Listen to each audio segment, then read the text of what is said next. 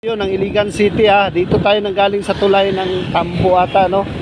Dito sa pinangyarihan ng Sindong yung malakas na malakas yung agos yung araw na yun. Di ba? Ito yung papuntang Iligan City. Malapit na yung piyesta ng Iligan City. Talagang may sinulog dito. No? Masaya dito pag piyesta. Yan. Dito tayo sa kabila. Ito naman yung lugar kung saan po dito sa kanan. Yan. Maraming mga maliliit na tindahan. Tapos yung mga malalaking mga ano na dito, mga establishment. Doon na sa unahan na yan. Makikita nyo mamaya. Nakapunta ka na ba ng Iligan City? Ito yung dadaanan mo. Kung pagpunta mo ng Iligan, galing ka ng Cagayan de Oro, papunta ka ng Zamboanga, madadaanan mo ito. Yan. Medyo traffic na rin tong Iligan kasi naglalakihan na yung mga business dito tulad ng mga SM, ganyan. Robinson, Gaisano. No, marami na. Marami nang tinatayong mga establishment. Ngayon, inaayos nila yung daan. Nilagyan nila ng island sa gitna para mahati yung mga sasakyan natin at maiwasan natin yung overtake na pinagmulan ng disgrasya. Lugar na to ng lugar na ng hinaplanon nata to no? Hinaplanon. Tambo, Iligan City. Hinaplanon pala oh. Barangay I Love Hinaplanon. Hinaplanon. May yan, may San Lorenzo, Ruiz, simbahan ng mga kapatid natin Kristiyano. Talaga nung Sindong, umabot pa yung dito, yung putik. Ganun kalakas yung Sindong. Dito na tayo sa traffic light. Dito na tayo sa traffic light ng Tambo. Tapos ito yung papasok papunta doon sa yung terminal ng mga bus. Yan. Tapos ngayon naman ito yung pagtatayuan ng SM. Yan. Galing dito, tingnan natin kung gaano kahaba yung SM. Napakalaki, napakalapad. Ayan. Yan yung nasasakupan ng pagtatayuan ng SM. Malakas lang yung hangin ha. Medyo na to. Ayan, SM yan. Ito na yung papuntang Iligan natin. Dito mo makikita, dito nyo makikita yung nagdadamihang mga kainan, no? Iba't ibang kainan talaga rito. O kung saan ka komportable, napakarami rito. Tapos ito naman yung harap natin. Ito naman yung sanitarium kung tawagin natin dati. Ngayon, iba na kasi yung Adventist Medical Center na, no?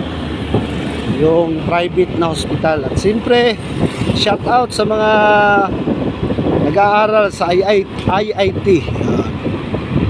Ito na yung IIT. Ito na yung IIT natin ha. Yan. Dito sa may bandang kanan, dito natin makikita yung IIT. Talagang matatalino yung mga rito, yung nag-aaral dito kasi meron silang exam. Kung bagsak ka talaga, nako, hindi ka makakapasok dyan. Ang kagandahan dito sa IIT, libre, no? Yan, yung IIT. Inaayos nila, nirenovate nila. Kagandahan, ito yung daanan ng mga estudyante natin. Speed limit, may speed limit tayo. 30 km per hour yung dapat yung takbo natin. IIT yan. Okay. O, diba? Ang ganda rito. Dito tayo sa kabila. Tawid tayo. Ayan.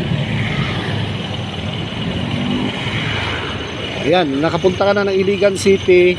Ito yung mga dito. Yung mga naglalakihan na natin mga establishment. Talagang maganda na. Improvement na talaga yung Iligan City. No?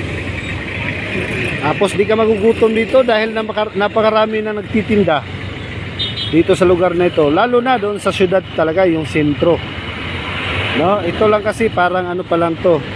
Parang highway pa lang na papuntang Iligan. Malapit na siguro mga 2 minutes darating natin sa Iligan, yung mismong city. Ito yung sitwasyon na dito. Ito yung sitwasyon ng ano natin, no. Medyo matraffic na talaga pagdating ng hapon.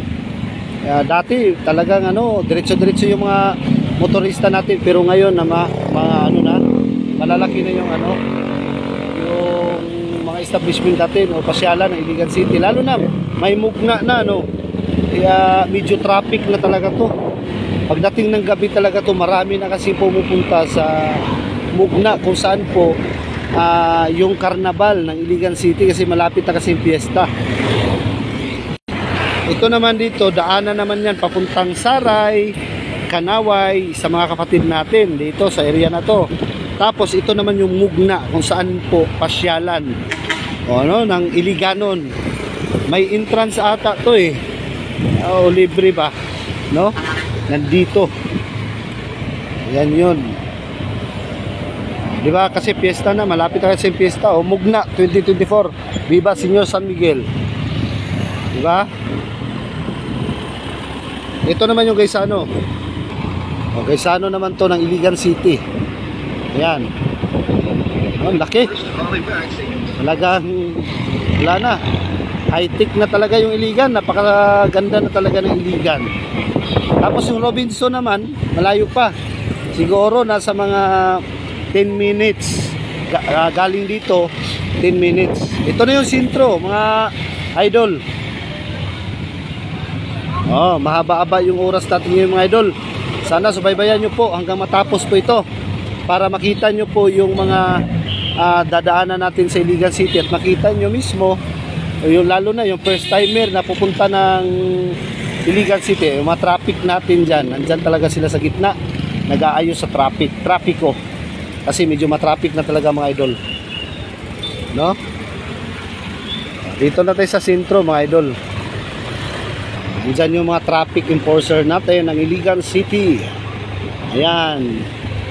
Diba? Medyo maulan ngayon, naambon kasi mga kapatid, kasi ang sabi ng ano, may parating daw at papasok sa responsibility natin sa Pilipinas, no, isang bagyong namumuong bagyo. Nandito na tayo ngayon sa ano, Quezon Ave ata to eh, no? Post office. Post office natin ng Iligan City, post office yan. Ay, ito pala. Ito naman papuntang Gaisanong maliit.